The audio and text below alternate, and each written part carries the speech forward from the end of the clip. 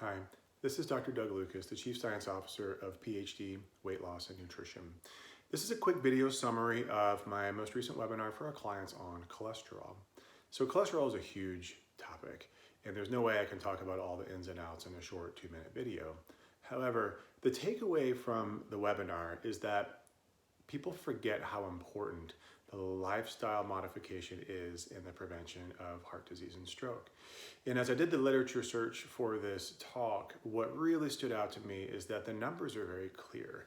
So if you look at the cholesterol trials of different medications, you can see that you can get a statistical improvement in your risk of having an event by, say, 20% or even up to 50%, depending on the trial. If you look at the other associated items when it comes to heart disease and prevention, there are other things like inflammation, being diabetic, having high blood pressure.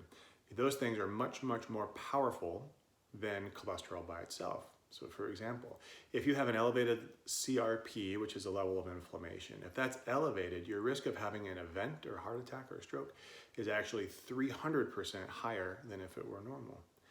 If you have other signs of your vessels not working, some of those numbers can be 200% higher. If you look at the online risk calculators, and these are available, and I'll just give you some names, so MESA, M-E-S-A, if you look that up, or Q-Risk, if you look that up, you can actually find these online risk calculators. And what's really incredible is if you put in some numbers of somebody, it might be you, who has metabolic disease like diabetes or high blood pressure, and you start playing around with the what if scenarios. Well, what if I reversed my diabetes? What if I got my blood pressure under control and didn't require medications anymore? You realize that those interventions are much more powerful than if you were to just get your total cholesterol down. And I encourage you to check that out if you're dealing with this and use those tools as a way to talk to your doctor about different treatment options.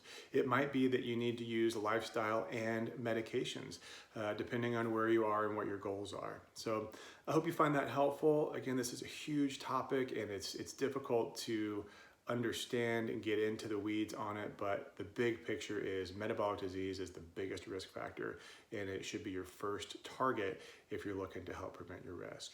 That's all I have for today. This is Dr. Doug Lucas, supporting your performance, health, and diet, PhD.